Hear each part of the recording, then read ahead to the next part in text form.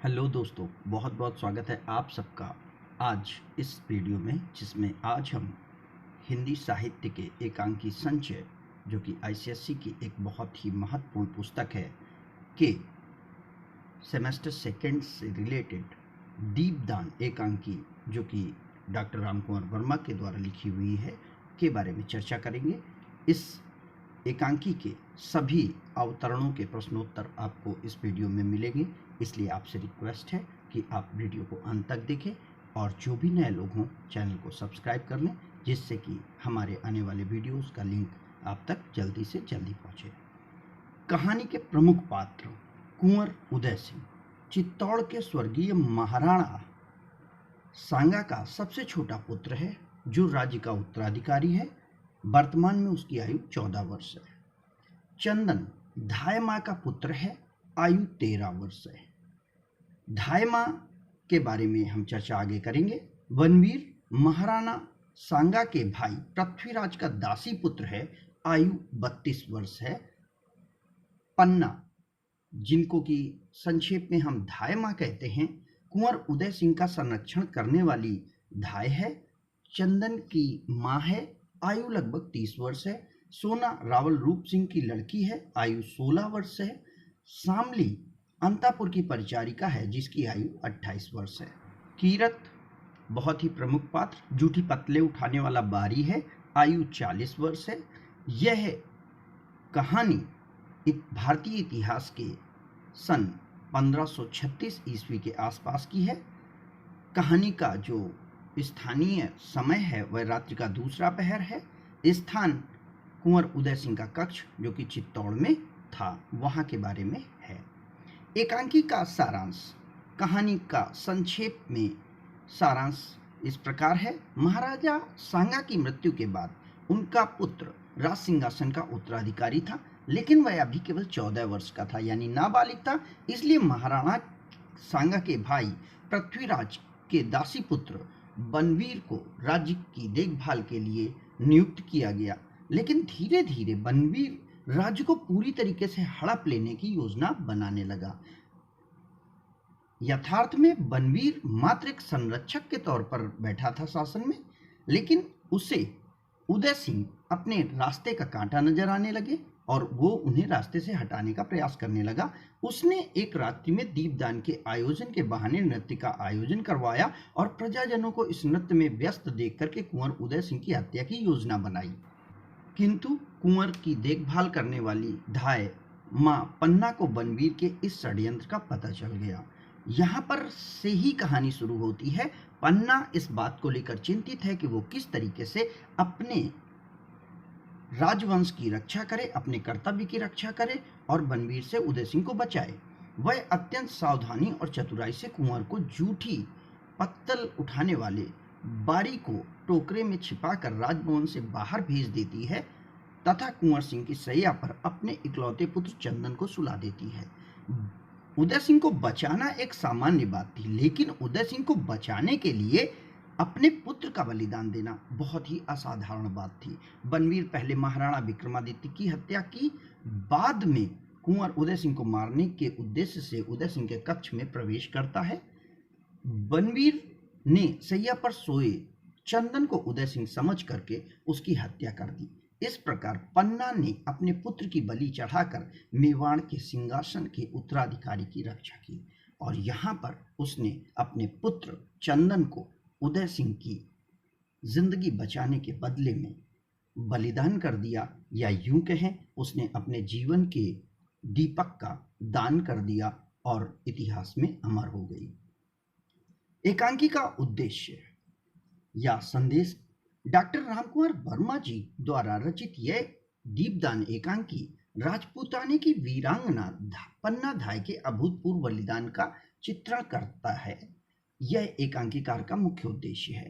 पन्ना धाय ने जिस प्रकार त्याग और बलिदान की भावना का परिचय देते हुए अपने पारिवारिक मोह और आसक्ति से, लोभ से ऊपर उठ करके अपने कलेजे के टुकड़े चंदन को उदय सिंह की रक्षा में होम करके बलिदान का जो सर्वोत्कृष्ट आदर्श प्रस्तुत किया है, वह वास्तव में अनुसरणीय है और हम सब के लिए हितकारी है। धाय माँ का चरित्र चित्रण करते हुए एकांकी कर्तव्य निष्ठा, कर्तव्य परायणता और स्वामी भक्ति का संदेश दे रहे हैं। यहाँ पर यह स्पष्ट संदेश दिया जा रहा है कि राष्ट्र प्रेम पुत्र प्रेम से भी कहीं अधिक और महान होता है। शीर्षक की सार्थकता। एकांकी की शीर्षक पूरी तरीके से साउद्देश्य है और सार्थक है। एकांकी का समस्त कथानक दीपदान शीर्षक होने के कारण चारों ओर घूमता है। एकांकी में घटित समस्त घटनाओं का संबंध चित्तौड़ में होने वाले दीपदान से अवश्य है, जहाँ पर कि कोई व्यक्ति मिट्टी के दीपक का दान कर रहा था, कोई व्यक्ति अपने स्वार्थ का दान कर रहा था, कोई अपनी इंसानियत की बलि चढ़ा रहा था। ऐसे में पन्ना धाय के द्वारा अपने कुल दीपक का दान किया जाना एक अभूतपूर्व बात है। बनवीर ने मयूर पक्ष नामक कुंड में तुलजा भवानी की पूजा के लिए दीपदान का आयोजन किया। ये आयोजन बनवीर द्वारा दुरभिसंधित एक विश्वासघात था। पन्नाधाय के पुत्र चंदन को उदय सिंह समझ करके यमराज को उसका दीपदान किया, यानी उसने भी दूसरे के दीपक का दान किया।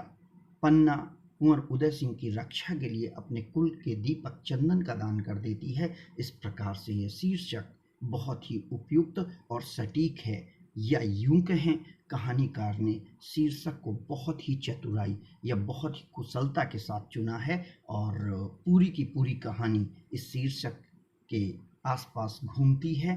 हम अंत तक कहानी के रुचिपूर्ण होने एहसास करते हैं और कहानी को पढ़ते हैं। एकांकी के प्रमुख पात्रों का चरित्र चित्रण। सबसे प्रमुख पात्र पन्नाधाय एकांकी की नायिका है। वह महाराणा के छोटे पुत्र उदय सिंह की धायमा और संरक्षिका है। वह अत्यंत ममतामयी, कर्तव्यनिष्ठ, स्वामी भक्ति, बुद्धिमती और दूरदर्शी है। कुंवर उदय सिंह के प्राणों की रक्षा के लिए वह अपने पुत्र चंदन की बलि भी चढ़ा देती है। इस प्रकार अपने हृदय पर पत्थर रख के अपने कर्तव्यों का पालन करने वाली एक माँ है तथा अपने मुंह से आह भी नहीं निकलने देती। उदय सिंह का पालन पोषण और उसके जीवन की रक्षा को ही उसने जीवन का उद्देश्य माना है। यह एक वीरांगना भी है जो बनवीर जैसे दुष्ट और नर पिशाच से मुकाबला करने में भी नहीं हिचकती और अपनी वाक पटुता से बनवीर को निरुत्तर कर देती है। अक्सर वो उसे जवाब सही देती है। बनवीर महाराणा संग्राम सिंह के छोटे भाई पृथ्वी सिंह का दासी पुत्र है, जो राजगद्दी पर इसलिए बैठाया गया था क्योंकि राज्य का असली उत्तराधिकारी उदय सिंह अभी छोटा बच्चा था। बनवीर चित्तौड़ के राज्य पर अधिकार जमाना चाहता है। वह अत्यंत क्रूर, निर्दयी और दुष्ट प्रवृत्ति का व्यक्ति है। अपनी योजनाओं को पूरा करने के लिए वह दीपदान के महोत्सव का आयोजन करता है, जिसकी आड़ में वह राज्य के उत्तराधिकारियों की हत्या करना चाहता था।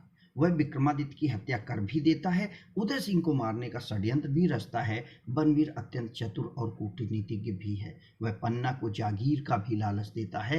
पन्ना द्वारा नकार दिए जाने पर वह सोए हुए पुत्र चंदन को उदय सिंह के धोखे में मार डालता है। इस तरीके से वह इस कहानी का खलनायक है। सोना रावल स्वरूप सिंह की अत्यंत रूपवती लड़की है। उसकी आयु 16 वर्ष है। वह अत्यंत वाक्पटु है। नृत्य कला में भी अत्यंत पारंगत है। सोना अल्हड़, सीधी सादी, सरल हृदया लड़की है। प्रलोभन दिए जाने के कारण वह बनवीर के प्रति झुकाव भी रखती है, लेकिन कुंवर उदय सिंह से उसे बहुत लगाव है और वह चाहती है कि कुंवर उदय सिंह उसका नृत्य देखें। संक्षेप में ये कह सकते हैं कि सोना को बनवीर की कुटिल चाल का एहसास नहीं होता है और वह अनजाने में बलवीर की तरफ रहती है। कीरत, उम्र लगभग 40 वर्ष की।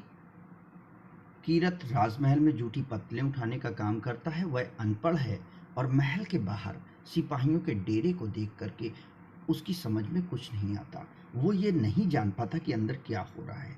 यह कुंवर उदय सिंह के प्रति अत्यंत आकर्षित है। उनकी रक्षा के लिए अपने प्राणों को भी न्यौछावर करने में तत्पर है। वह अत्यंत उत्साही और वीर है। यह अत्यंत चतुराई से कुंवर उदय सिंह को पत्तलों की टोकरी में छुपा करके महल के बाहर ले जा करके उसकी प्राणों की रक्षा करता है।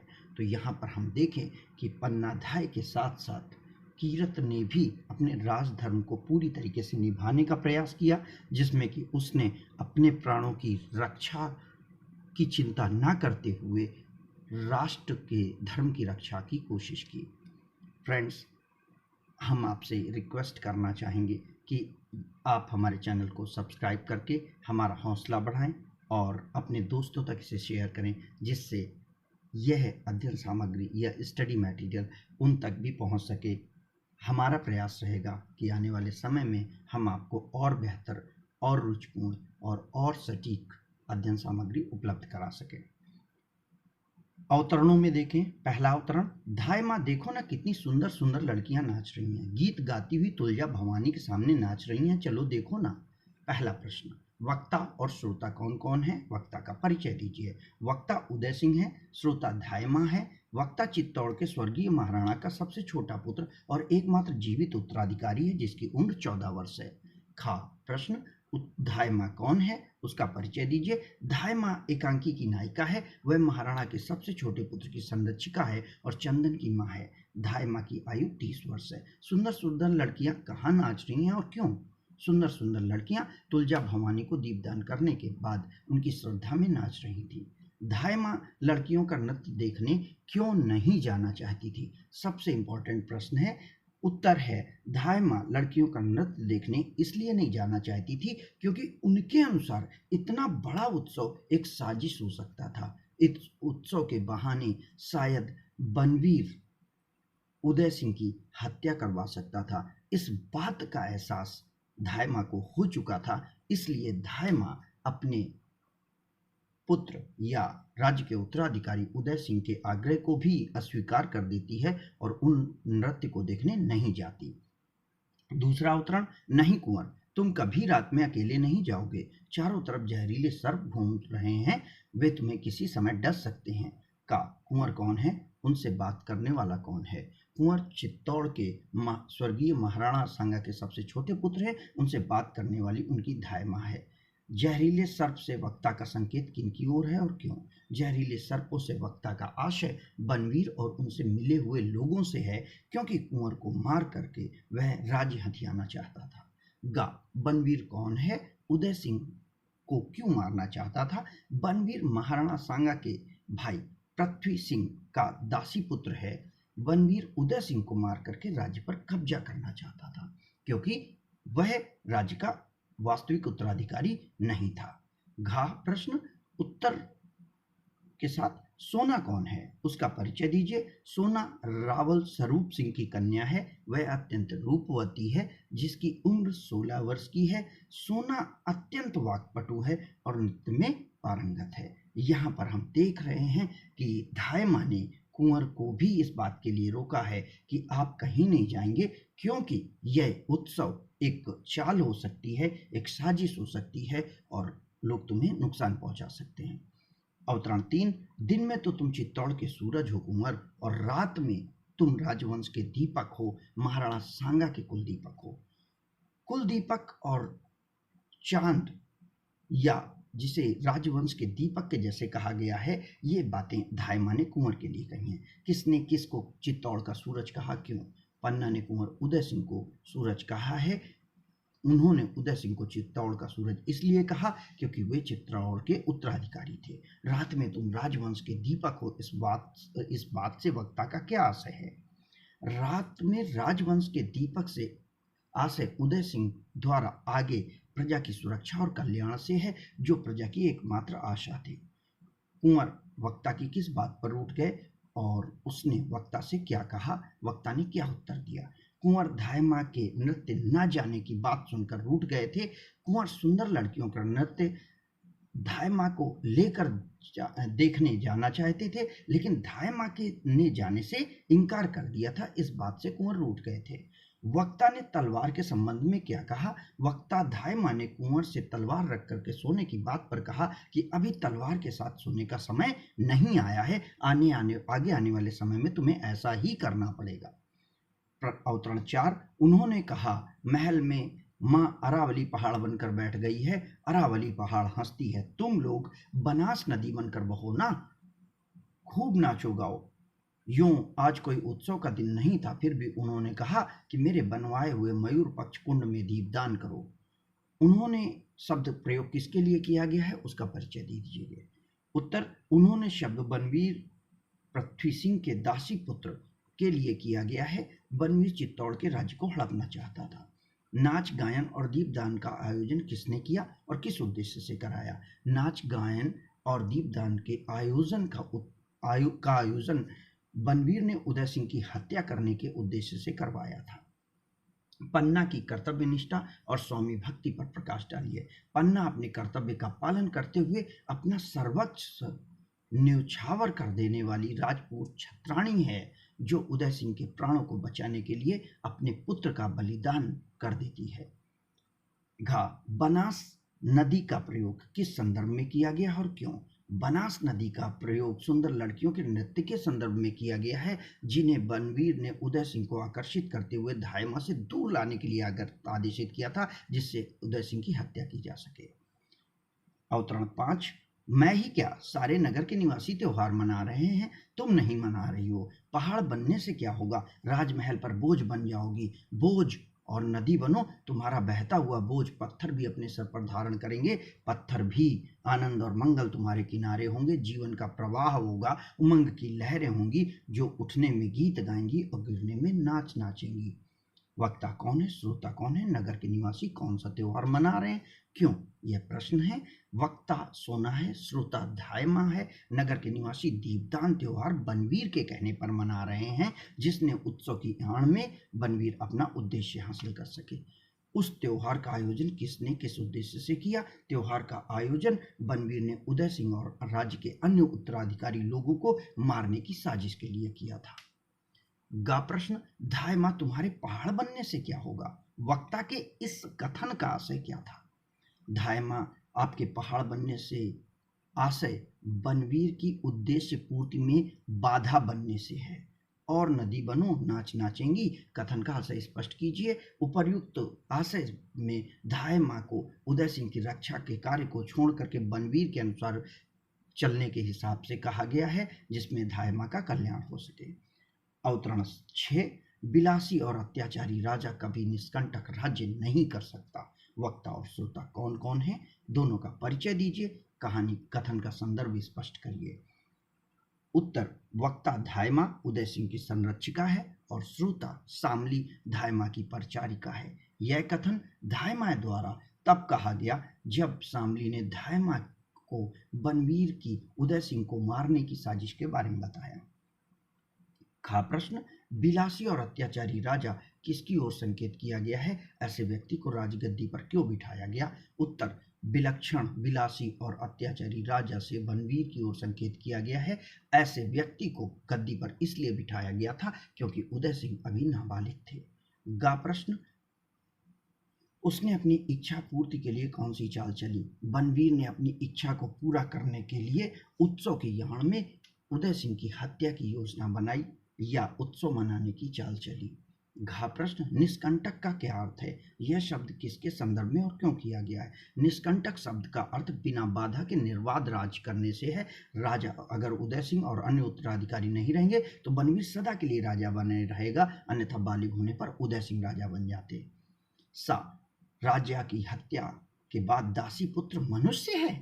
क्वेश्चन मार्क, वह जंगली पशु से भी गया बीता है। वक्ता और श्रोता कौन है? यहाँ वक्ता शामली है, श्रोता धायमा है। उपर्युक्त कथन किस राजा की हत्या की बात कही गई है? उपर्युक्त कथन में राजा विक्रमादित्य की हत्या की बात कही गई है, जिनकी हत्या बनवीर ने कर दी थी। गा प्रश्न, हत्या किसने की? उनकी हत्या से पूर्व क्या षड्यंत्र रचा गया?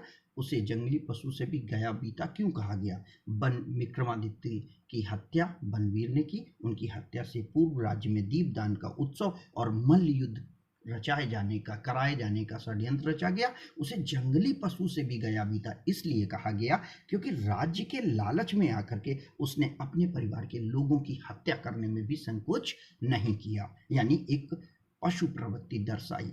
पन्ना ने कुंवर उदय सिंह के प्राणों की रक्षा के लिए क्या योजना बनाई? पन्ना ने कुंवर उदय सिंह के प्राणों की रक्षा के लिए उन्हें कीरत बारी के द्वारा महल से बाहर भेजने और उदय सिंह की जगह अपने बेटे को सुला करके बलिदान करने की योजना बनाई, जिससे कि बनवीर की नज़रों में उदय सिंह हमेशा के लिए मर गए थे, जबकि उदय सिंह को जीवित बचाया जा सके। प्रश्न अवतरण 8। अन्नदाता प्यार कहने में जुबान पर कैसे आए? वो तो दिल की बात है, मौके पर ही देखा जाता है, और कहने को तो मैं कह ही चुका हूँ, उनके लिए अपनी जान तक हाजिर कर सकता हूँ। ये कथन कीरत का है। वक्ता और श्रोता कौन है, दोनों का परिचय दीजिए। वक्ता ने अन्नदाता का प्रयोग किसके लिए किया है? वक्ता कीरत बारी है, श्रोता धायमा है।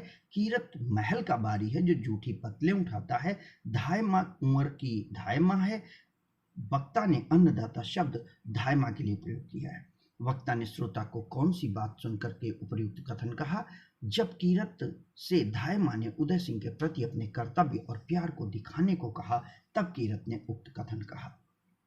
वक्ता ने क्या सहायता की, कब और कैसे की? वक्ता ने धायमा के कहने पर उदय सिंह को जूठी पत्तलों के बीच में छुपाकर अपनी टोकरी में रख करके महल से बाहर ले गया, जबकि पूरा महल बनवीर के सैनिकों से घिरा था। पकड़े जाने पर निश्चित तौर पर कीरत बारी की जान को खतरा था, लेकिन ऐसे में भी उसने कुंवर उदय सिंह की रक्षा की। पन्ना ने कुंवर उदय सिंह के प्राणों की किस प्रकार रक्षा की? पन्ना ने उदय सिंह को छुपा करके महल के बाहर भिजवा दिया और उसकी सैया पर अपने बेटे को सुला करके भनक भी नहीं लगने दी कि उदय सिंह जिंदा है।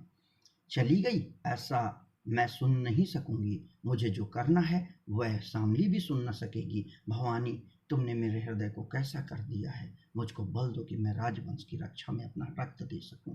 उपर्युक्त कथन किसने किस संदर्भ में कहा है? उक्त कथन धायमा ने तब कहा जब उदय सिंह को बचाने को लेकर वह अपनी पूरी योजना बना चुकी थी।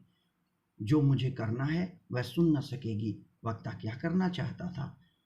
वक्ता धायमा उदय सिंह को बचाने में के लिए अपने बेटे का बलिदान करने की योजना बनाती है और उदय सिंह की जगह अपने बेटे को खूनी बनवीर के सामने कर देती है, और यह योजना उसने बनाई थी। पन्ना ने राजवंश की रक्षा किस प्रकार की? पन्ना ने राजवंश की रक्षा के लिए उदय सिंह की जगह अपने बेटे चंदन को सुला दिया और बनवीर से उदय सिंह को बचा करके राजवंश की रक्षा की। का बलिदान अभूतपूर्व कैसे था?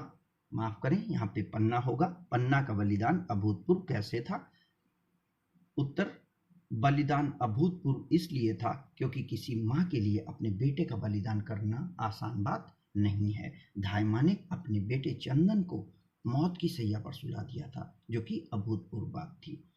अंतिम अवतरण, आज मैंने भी दीपदान किया है। दीपदान, मैंने अपने जीवन के दीप को रक्त की धारा पर तैरा दिया है। ऐसा दीपदान किसी ने न किया है। एक बार तुम्हारा मुख देख लूं, कैसा सुंदर और भोला मुख है, सिसकियां लेती है। वक्ता कौन है, उसकी मार्मिक वेदना को स्पष्ट करिए। वक्ता धायमा है, जिन्होंने कुंवर की रक्षा के लिए अपने बेटे के बलिदान का निश्चय किया है। वे कहती हैं कि उन्होंने भी दीपदान किया है। उन्होंने अपने जीवन दीप को रक्त की धारा पर तैरा दिया है। बनवीर और पन्ना के बीच में दीपदान में क्या अंतर था? बनवीर ने अपने राज्य को पाने के लिए इंसानियत की बलि चढ़ा दी थी और पन्ना के बेटे की हत्या कर दी, जबकि धायमा ने अपने खुद के पुत्र को उदय सिंह को बचाने के लिए बलिदान कर दिया।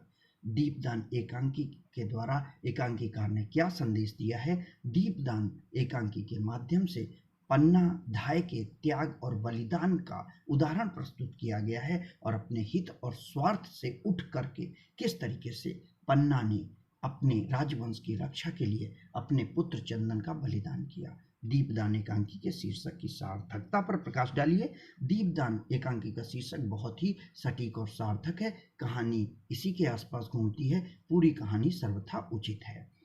फ्रेंड्स, थैंक यू, धन्यवाद आप सभी का वीडियो को अंत तक देखने के लिए। आपसे प्रार्थना है, चैनल को सब्सक्राइब करें, चैनल के साथ जुड़ें, अब अधिक से अधिक लोगों तक इसे पहुंचाएं।